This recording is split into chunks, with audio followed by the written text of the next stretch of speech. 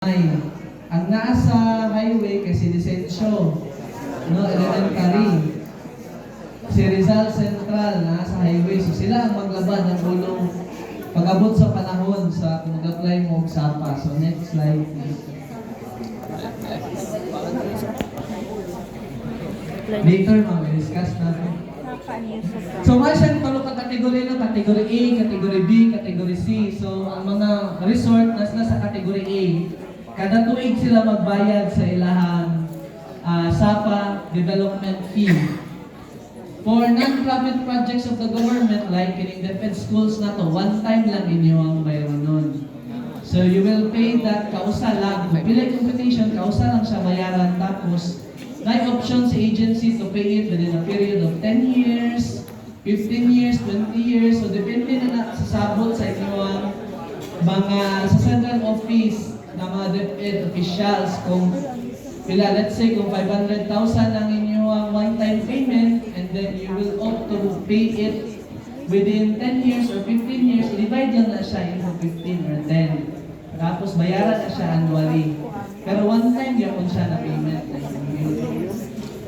So next slide. So gilikom na mo ang mga zonal value. Why we encourage na mag-apply mo karon kaysa mag-apply mo later? Because ang zonal value is not stagnant. No, kini nga zonal value is 2021 pa ni siya nga zonal value gikan sa BIR. And we all know that every 5 years, BIR will update the zonal value. And the zonal value of the BIR is not decreasing ang trend, it is increasing. Ang trend niya, nagasaka na siya, imposible kayo nga mubaba ang zonal value sa usa ka lugar. No, currently, based sa department order sa Department of Finance niadtong 2021, ang zonal value ni Kapatagan is 2.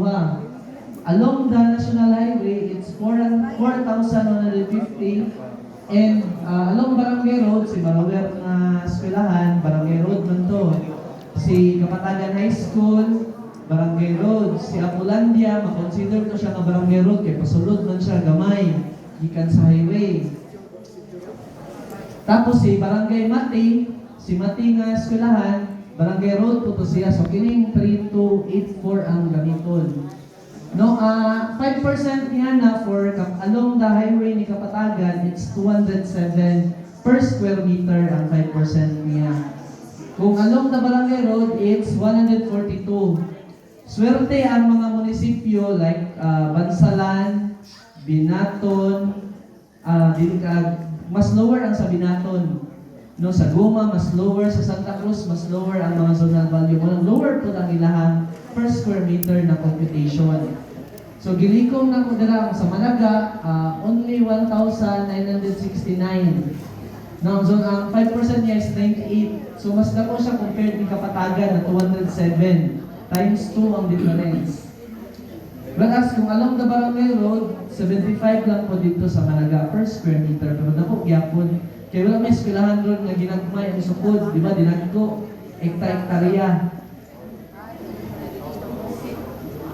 Dito kayo suprat sa with whom? You suprat DepEd, you suprat with kinsa man sa IP community, sa IPS, sa Magugo Tagabawa, o later, ito na i-discuss later on. Naman si Atty. Vilnar sa NCIP. Later, ma'am. After the presentation, we will open the floor for the open forum. So, next slide, please. Wala pa, napatay. This is for Binaton. And then for Guma, take note kami nyo, di na ko makuha tanan manggod nga barangays kung saan ay mutang mga schools.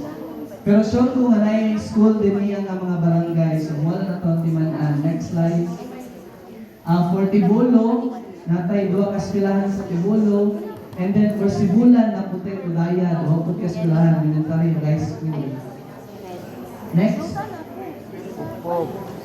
To sample computation for the special uses in protected areas. So let's say, for example, ang Kapatagan National High School, they have 3.7 hectares na area. So, technically speaking, ang 3.7 ang kumpitan ginugsapa. No one-time payment, kausa lang sa kumpitan, kausa lang sa bayaran. However, the 3.7 is still very dako. Dako nga computation. Pwede ka naman installment no, gawin na. However, ang ginagamit namo kung 3.7 inyong total area, ang gina-apply namo dito sa Mount Apo, out of the book lang ni siya na application, we just tried it to strategize it para dili mo dako ang computation sa SAPA. We apply the principle of footprint. Kung pila lang imong structure, kung pila yung footprint ato niya, out of the 3.7 hectares, let's say 1,500 lang imong naay facilities, naay building, mo lang to ang mga kumputan. It's a strategy na out of the book nga ginatry nga mo convince ang Manila na kini ang mga i-apply nga strategy. Because if we apply the 3.7 hectares, million na ito isgutan. No? Whereas kung gamito na ito ang footprint, napatay leeway no, nga mapagamay ang computation. However, dili siya final ang among strategy kung acceptable sa central office. However, kana siya mo ang gina-push because it is impossible for our stakeholders to apply fully the provision of the special uses. Pero balaod mangkod siya, mo nang kinahanglan siya i-implement. No, ang example ni Ana is palakitan 1,500 ang footprint ni Barangay ni Kapatagan National High School out of the 3.7 hectares niya nga property. So that is just 1.5 times 207, that's around 311. Ay sinesensyo na dito example no dili si Kapatagan, but ang area mangod kay Kapatagan ang example. And then ang letter B is compute the 1% of the 10 million, let's say 10 million ang value sa yang mga buildings. No, million ba ilang kandidat sa itong mga building no? Wala gid ba yung building ron na 10 million na lang ang kandidat? No, pwede niyo i-apply ang concept sa kanang depreciated value sa inyo ang mga asset. We will accept that. No, kay ang uban ng mga buildings kay dugay na kayo natukod and habang nagkadugay, ang value sa building nag-depreciate whereas ang value sa yuta nagasaka. So mo nang apply now because ang value sa zonal value sa yuta sa Kapatagan nag-increase. No, so 2021 it is due for another order sa tuang Department of Finance. So, na tendency na mutaas. So, kung mutaas na po ang tuang bayon nun, kung di pa maka-apply karon. So, muna siya ang ilang bayaran for, let's say, ang 411,000, bayaran na siya sulod sa 10 years, pwede po 15 years, pwede po muhangyo na sulod sa 25 years, bayaran siya installment.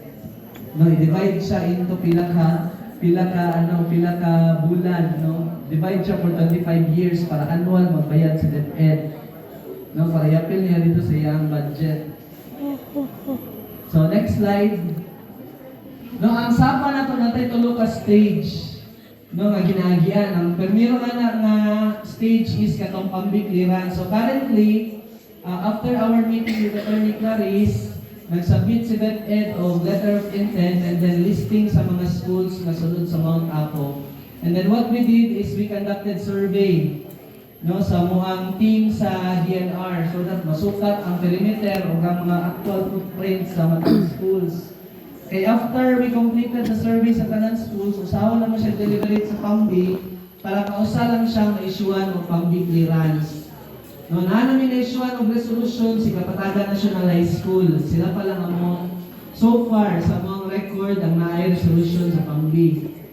No, after ninyo maka-comply sa PAMBI clearance, naman na sa protected area, wala may exemption, kinahanglan mo-apply tag ECC. Yan na. So, saan mo pag-apply sa ECC? Kung walay ka antigo sa DepEd mo process of ECC, our office can assist you in the processing of the ECC. Environmental Compliance Certificate. No? Kay, dapat kung na kay project, infrastructure, mag-secure din kag ECC na sa EMP. So kung kinsay implementer sa inyong classroom, let's say namoy tukod na bago na building, tapos DPWH siya under, si DP ang nag-apply usually o ECC.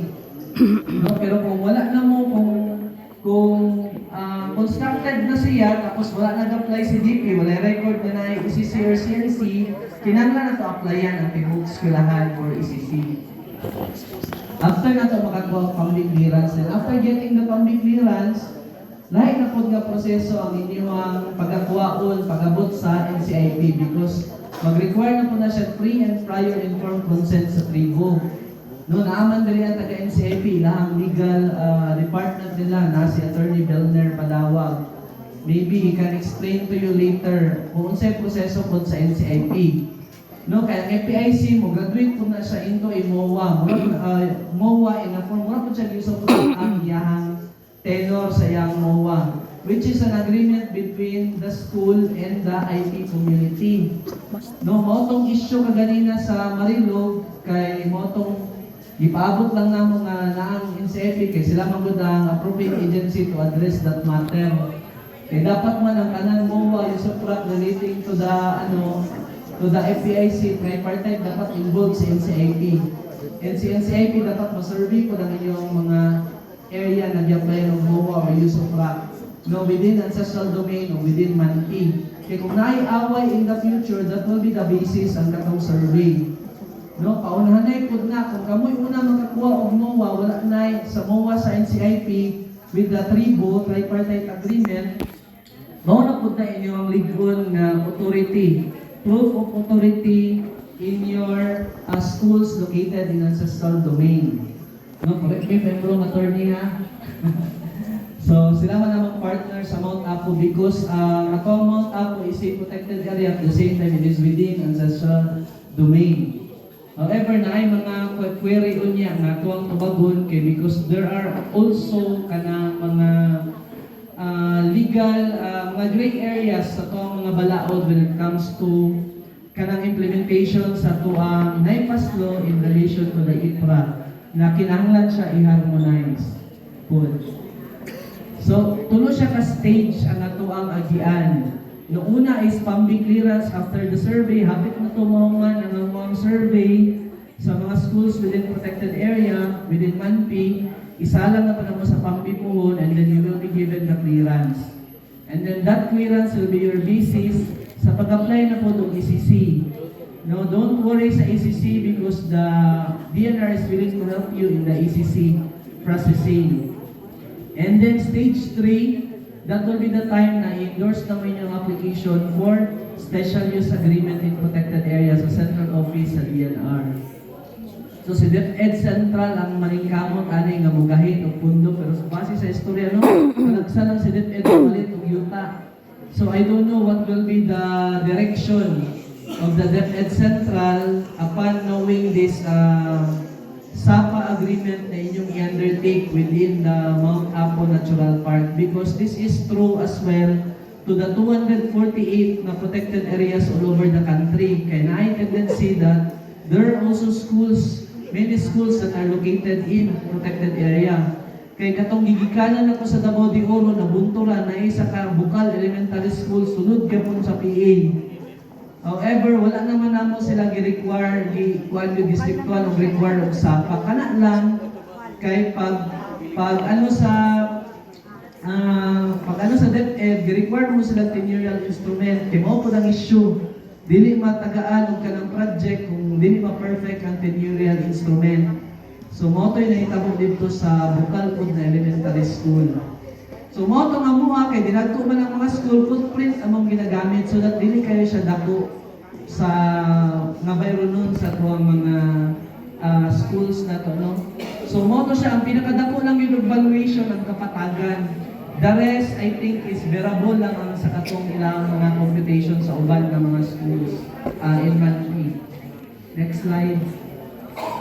So, mao ni siya ang basic na requirements na comply naman ni sa inyo ang DepEd division level ang kining stage 1. No, mao na ongoing ang among survey and then at the same time mangayo na lang pud mi sa inyo og katong history dito sa inyo ang school na nasulod sa Mount Apo so that ibutang na mo dito kung ganus agad ang natungkol founding anniversary aning inyong eskwelahan na nasunod sa Mount Apo.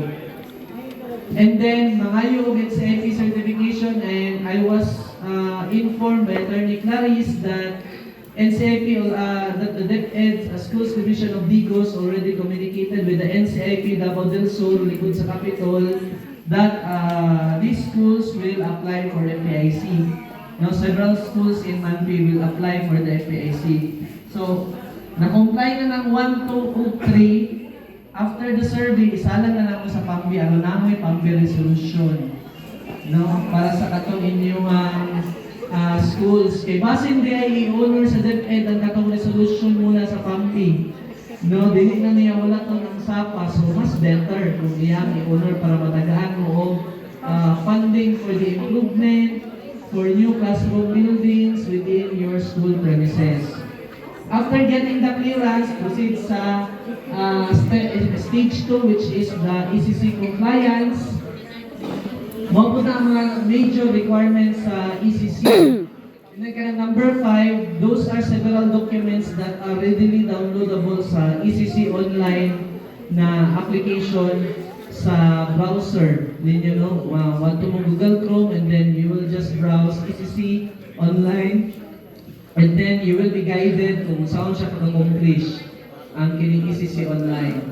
And then after having your ECC approved by the EMB, so dito na ta sa stage 3 wherein i-endorse na mo inyong application for SAPA or special uses sa schools.